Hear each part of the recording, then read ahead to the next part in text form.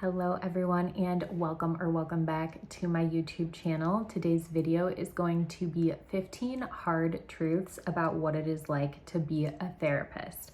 And if you are someone who is therapy curious, maybe you're in grad school or maybe you are a baby therapist, I urge you to watch this video the whole way through because these are not just the common things that you hear about the therapy profession. These are things that you would only know if you are a seasoned therapist who has been working in the field for years. Now, I am a huge fan of financial transparency and just general transparency about what it is like to be a therapist. And if you are new here, hello, my name is Allyssa Powers. I'm an LPCCs and a continuing education provider as well. I always have a free ethics CE linked down below at my website if you are interested. Now, please stick around because this is honestly the stuff that I wish I knew before I hit submit on my grad school application. I am going to be rapid firing through these with little to no context because, like I said, there are 15 truths and I do not have time to expand upon all of them in this video, but can you leave me a comment below about which ones resonate and which ones you want to hear more about, because I would love to do that for you. All right, let's get into the first truth.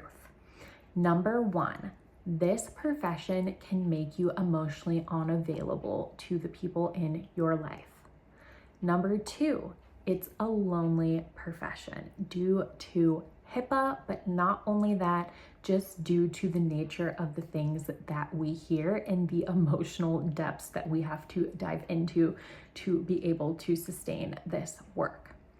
Number three, you often do not see the happy ending for your clients. In fact, a lot of your clients' stories will feel left undone and unfinished. Number four, a lot of group practices in this industry are shady and mistreat their clinicians. Even group practice owners with the best of intentions can struggle to provide therapists with basic benefits like PTO, health insurance, and 401ks. Number five, to get into this field, you have to have a significant amount of financial privilege. You have to complete year-long, usually unpaid internships during school, then a minimum of 2 years pre-licensure, all while paying for supervision and earning less money. So without a partner's support or a family support, it can be very daunting and challenging to walk this path, but people do it. So don't hear me say that you cannot if you do not have financial privilege or family support. Number six, therapists constantly are trying to sell other therapists marketing tips and business advice. While this can be helpful, many people are taking advantage of desperate therapists and preying on their hopes of living and making a living wage. This, out of the whole list, is the one I am most passionate about and is why I am creating the Private Practice Lab, which will be a fully comprehensive private practice building course that is going to be affordable and worth continuing education credits, which you would need anyways. So say less. I will not go into all of it, but that is a huge passion of mine. Number seven, in small towns for small community therapists, every client they work with can feel like one less opportunity to have a friend in their small town. Number eight, the desire to help others can be a defense against facing your own helplessness. I think that my next couple therapy sessions for myself are going to be about this topic. Let me say that one again. The desire to help others can be a defense against facing your own helplessness. Number 9, many people's issues are just the result of a broken system because of the world that we live in. Number 10, the job involves so much sitting. It is a very sedentary job.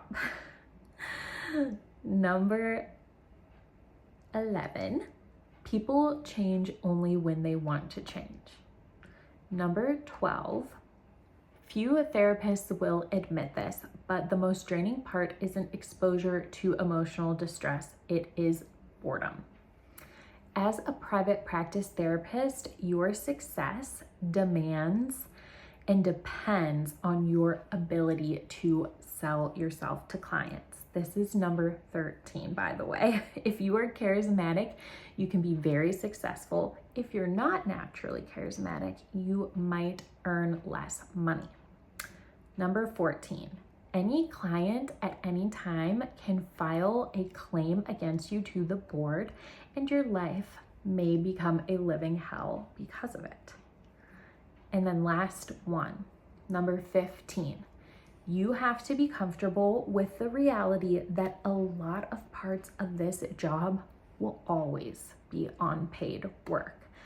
Things not only like doing notes and admin, but just learning about different modalities and looking at research is often going to go unpaid. Okay, that is my list of 15 hard truths. Thank you for sticking around here. I tried to be as concise as possible. This was a list gathered from Reddit from seasoned therapists talking about the things that they wish they knew about the field before going into it.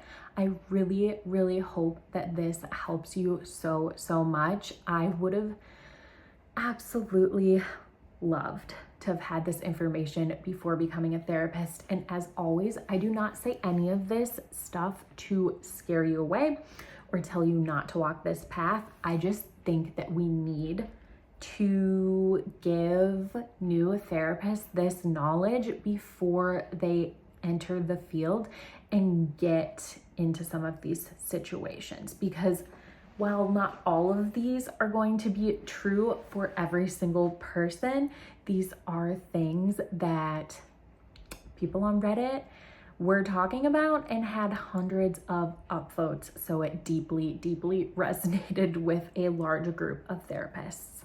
All right. Thank you so much for sticking around. Leave me a comment below which one of these do you want to hear more about, and I will see you in my next video. Bye.